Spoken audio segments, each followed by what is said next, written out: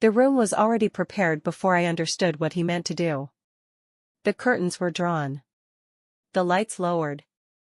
The sofa pulled forward like a stage he had arranged with careful hands.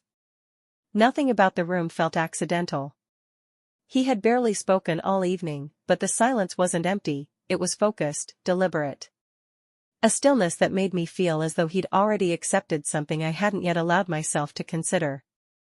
When I stepped inside, I saw the untouched table, the glasses polished, the bottle waiting. Waiting for someone, or some moment, I didn't yet understand. He watched me take it in, his expression warm but steady. "You've shared so much of yourself with me," he said softly. "Tonight. I want you supported by more than just me." I froze. The meaning behind the words landed before I fully understood them. Then came the knock, one soft, slow tap against the door. He didn't look back when he went to open it.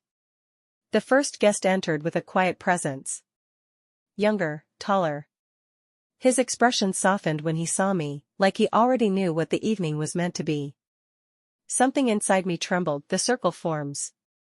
Another knock. Sharper. Intentional. The second guest stepped inside with the same calm stillness. And then a third, older, broader, grounding the space without speaking a word. Suddenly, the living room felt smaller. Warmer.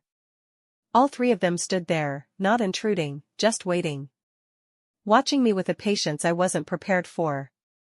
My partner stepped closer. His hand found my shoulder, firm, kind, anchoring. "This is why I prepared the room," he whispered. "Tonight, you're not alone. Not with what you carry." The guests stepped closer, their movements slow, careful, almost reverent. There was no pressure in their presence, only a sense of attention, of chosen nearness. One brushed past me lightly, a wordless reassurance. Another stood just behind, his quiet breath steady, grounding. The third remained in front of me, waiting for when I was ready to meet his eyes. Everywhere I turned, someone was there, calm, composed, present. My partner stayed just outside the forming circle, watching with a steady, encouraging gaze. "Don't overthink," he murmured. "Let yourself feel supported," guided through the moment. The circle tightened gradually, almost imperceptibly. One of them reached for my hand, guiding it gently, giving me room to pull away, but I didn't. Another helped me adjust my stance, as though he could feel tension before I admitted it. The third eased a hand against my back, not pushing, simply letting me know he was there.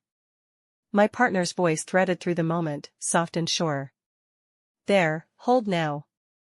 The room began to move around me in small, unbroken rhythms, shifting, guiding, helping me find balance when emotion threatened to tilt the ground beneath me. When my breath caught, someone steadied my shoulders. When uncertainty flickered through me, another hand found mine, warm and patient. When I felt myself retreat, a quiet voice behind me breathed out slow enough that I followed the same pace. They weren't taking from me. They were carrying what I couldn't say out loud. At some point, I stopped trying to understand the choreography they seemed to share. I let myself lean when I needed to. I let myself brace when a hand offered support. I let myself trust the moment he had arranged so carefully. My resistance didn't shatter, it simply softened, dissolving into the warmth around me, the emotional breaking point. "Now," my partner said quietly. "Just this." The words steadied everything. All at once, the circle drew closer, not confining, but embracing the moment with me at its center. One person supported my hands. Another steadied my shoulders. A third made sure I didn't have to stand alone. It wasn't passion. It wasn't desire. It was something gentler, deeper, the kind of vulnerable surrender that comes from being seen too closely. My breath finally broke, a trembling, relieved sound escaping me despite my efforts to swallow it. And the circle answered, tightening their focus, offering the closeness I didn't know how to ask for. For a suspended instant, I felt held, not by one person, not by promises, not by a relationship already frayed by secrecy, but by the truth I had been avoiding. I was no longer choosing between them. I had already crossed the line the moment I stepped into the room he prepared. And nothing after tonight would be the same.